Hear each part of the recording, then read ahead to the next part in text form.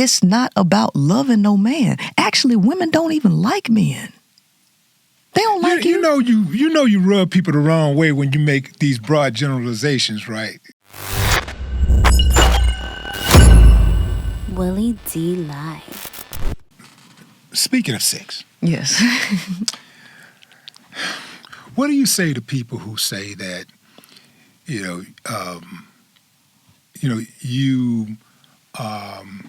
you don't like men, or like you don't like older men dating younger women because you've hit a wall and you're not as desirable as you was when you're younger, so you try to shame men into not dating younger women. And I'm asking this specifically because I was in your comments on one of your videos, and people were insinuating that, and outright making those claims. Well, they can make those claims, but I'm not in the market for a man, right? Let me tell you, men gonna sling phallus to anybody willing to take it. This idea that women hit the wall is a fallacy, because there's no wall. There's no wall, because the men will sleep with anything and anybody, right? Now, because here's the thing. These men are not wanting relationships with people. It's all about having sex. Now, what do men want? What do they prefer? The ultimate who they prefer to have sex with is younger chicks. I'm not trying to compete to be screwed. I'm not trying to compete to lay on my back. I'm not trying to compete to give over all of my agency to a man. I have no interest in cooking, cleaning, worshiping no man, stroking no ego, helping you build your dreams. I don't have that desire. So this idea that I would talk to girls to keep them from being wanted by a man, as long as he's driven by sex, which is his nature, is always going to be finding a warm hole to stick it in. Don't matter if she's 18, 15, 47. It ain't going to matter. So I don't live like that. 87. Oh, 87. You know, this dude, I saw the little young dude, this little white kid, I think he was like, they say he was like 14, 15 years old. He violated this elderly lady. Like, this is recently. Right. He violated this elderly lady. Like, I don't even know how he did it. As far as like, I don't know how you get your brain. I don't know how you wrap your brain around something like that. But he violated this elderly lady that was, I think this lady was like in her 80s or 90s. That's wild. I read something even wilder yesterday. You want to know what it was? Grandson was screwing his grandmother. He saw her naked, and she was 60 years old, and he was like, that's the finest woman I done seen, and he started sleeping with his grandmother. Like, so... Now, that is repulsive. It's disgusting. But I will say this. 60 years old ain't what it used to be. Hey, that's what I'm saying. You women today, y'all 60-year-olds today, man, y'all put my grandma to shame. like that's no disrespect to grandma, and I love my grandma to death. That's man. what I'm saying. Ain't no wall. But these different 60-year-olds, these women today, man, y'all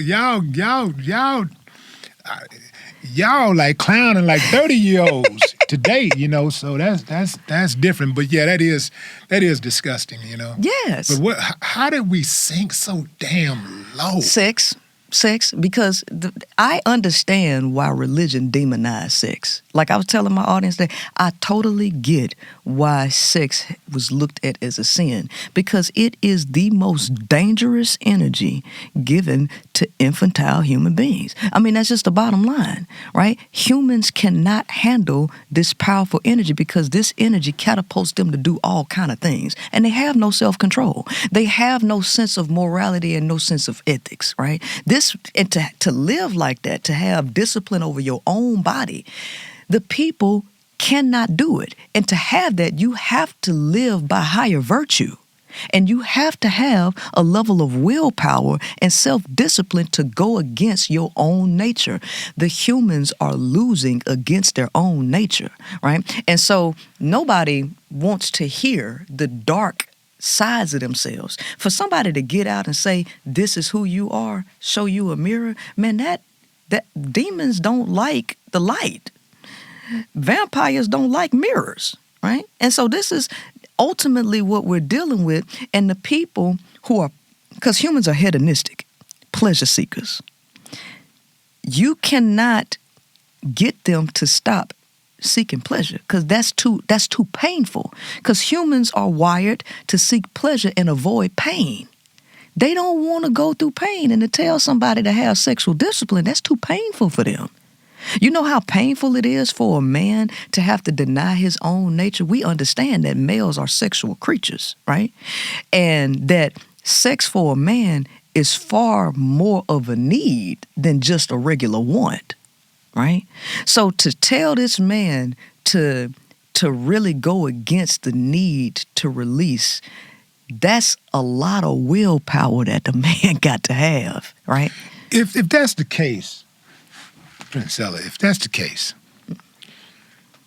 why do women enter relationships with men and withhold sex? Remember I told you, women like the idea of having sexual power over a man. They like weak men. But it's not going to work. I know it's not going to work. It's not going That's to why work. I told you it's like trying to fit a square peg into a round hole, and women want their cake and eat it too. I told you, women have a delusional mentality, right? They want to be the center of attention. The reason why women are illogical, like I am not illogical by a long shot, but I come to find out that women are extremely illogical. On paper, the facts show that men benefit from marriage. Men benefit from having a woman in their lives. This is scientific fact. Break it down. Right? So men experience pain, physical pain, inflammation when they experience 2 or more breakups or when they live alone for a period of 6 years or more. It physically hurts men to actually break up. This ain't got nothing to do with love. This has to do with some form of attachment that is happening once a man is connected to a woman in a way. And if she breaks up with him, whether she goes cold turkey or she stays in until she is totally disgusted and then she decides to leave, something happens to a man where he feels physical pain. Men cannot handle loneliness. When you look at the statistics, men's lives are extended because women are in their lives. Women are the ones that typically create the social. She handles pretty much everything. She gets him to go to the hospital when he won't take care of himself. It's women that really extend the lifespan of a man. She does the cooking and all of this stuff.